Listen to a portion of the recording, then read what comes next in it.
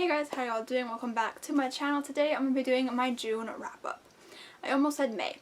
It's definitely not May. So this has been one of my worst reading months recently. I only read 4 books.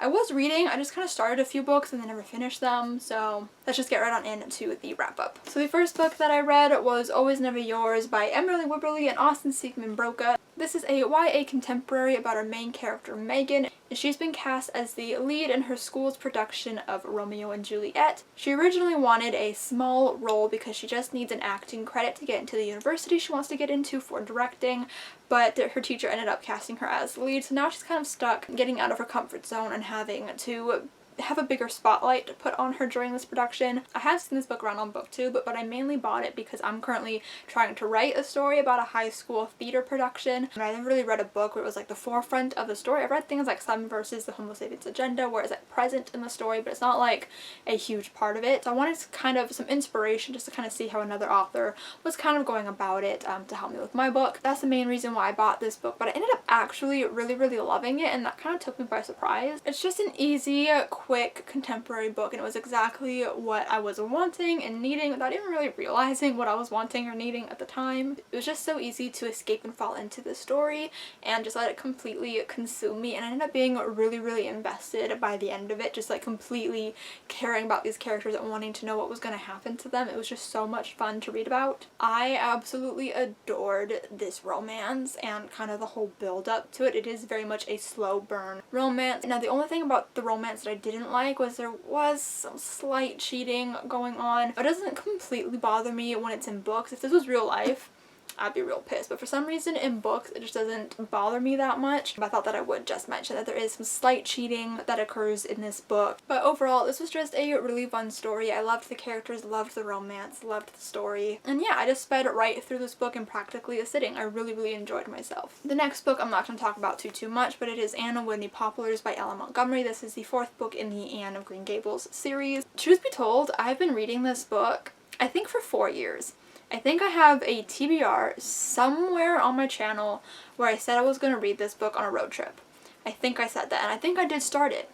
So I think I've been reading this book for 4 years. Very slowly. This is, I think, my least favorite book in the Anne of Green Gables series. I absolutely adore Anne. I primarily love the first book. I do enjoy the 2nd and 3rd book as well, but after that I kind of stopped caring as much, primarily because we're not in Avonlea anymore, we're not at Green Gables, and I think that affects my enjoyment because we're not with a lot of the characters that we loved. We're just getting introduced to new characters in each book, and I find it hard to become attached to the characters when we're just meeting them and then leaving them and whatever. But this one I particularly dislike because it's primarily told in letters from Anne to Gilbert. We never get letters from Gilbert to Anne. I don't know why. I think it might have helped things if we were also getting Gilbert's perspective. So it's basically just Anne recounting everything that's happening to her in great detail in letters to Gilbert. But there's also times where it's actual narrative with Anne, and it's just really boring. Like, I could not connect to the characters. I did not care. Yeah, this book was just so slow going, but I was finally able to break through and finish it. And I think what really helped me is I was in a huge Anne mood. I don't know where it came from, but I just was in a huge Anne mood. And I also decided to put on the Anne of Green Gables movie soundtracks, the miniseries soundtracks. And then I also put on this like ambient sound mixer I found for Anne. So I had like the sound of like horse hooves, and it had like images of like Green Gables, and I think it had train sounds as well, and like nature, I think. I don't know. But having those both on at the same time really got me into it, and I was really enjoying it. And so me listening to that made me want to read this longer, because I was like, well, I want to keep listening to this, so I have to keep reading in order to keep listening. So that was a good way to like fool my brain into actually sitting down and focusing on this book. So I finally finished it, and I'm so happy to be done, and I don't know if I'll ever reread this. I also found out that this book was actually published like after the series was already done. So like the whole series was done and then this book was published. So I'm like, maybe that's why it doesn't quite feel like it fits in with the flow of the series, and it just, I don't know, I don't think it really matters if I read this book ever again. Like if I end up enjoying the rest of the books and I do want to reread them one day, I think I'll just skip this one because I don't think I ever want to put myself through that again. Anyways, I didn't really like this book. There were moments that I did enjoy, any cute moment where she would like be endearing towards Gilbert in her letters, but besides that, I think there's one scene where Gilbert's actually there, and that's just not the content I'm here for, you know? So this one's not for me. The next book that I read was Legendary by Stephanie Garber. I actually listened to this one on audiobook. I enjoyed this one. I really enjoyed Caravelle, but I didn't really start to enjoy it until like the last third of the story. I think this one was kind of similar. I think that it was a solid sequel. I was kind of nervous going into it because we're following Tella, who is Scarlett's sister. If you don't know what Caravelle is about, we're basically following the sisters Scarlett and Tella, and Scarlett has always wanted to go to Caravelle, and I think it's every year for her sister's birthday she sends a letter to the person who runs Caravelle named Legend, and she says, you know, we want to be invited to Caravelle, and he never replies to her letters until one day she says that she's engaged or something, and he's like, okay, you can be invited, we're here, like here's your invitations. And so he invites them to Caravelle, but when she gets there, Tella ends up being taken away and is a part of the games, and it's kind of like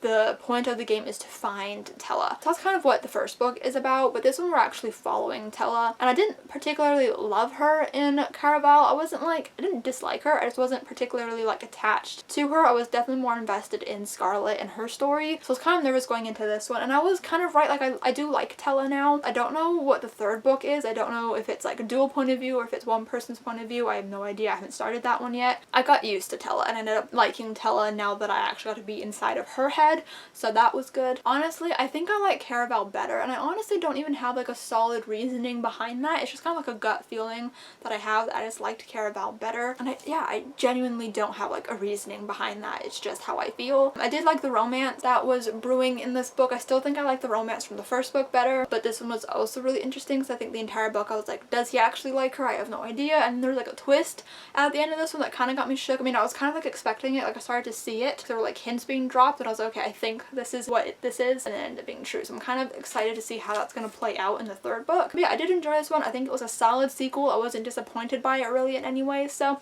I enjoyed this one. And the last book that I actually finished in the month of June was Anne's House of Dreams. This is the 5th book in the Anne of Green Gables series, and this one I read thankfully a lot faster than Anne and Winnie Poplars. It didn't take me 4 years to get through this one. It took me like a week or two. This one I enjoyed slightly more. This one's told all in narrative. It's kind of interesting. Things happen to Anne that are really sad, and I think I almost did cry at one point because the character died and something sad happened to Anne, and I was like, oh my poor baby. I of course could have used more time with Gilbert. Gilbert's one of my favorite characters, but he is a doctor at this point in the story, and so he's very busy at work, so we didn't get to see too much of him actually interacting with Anne.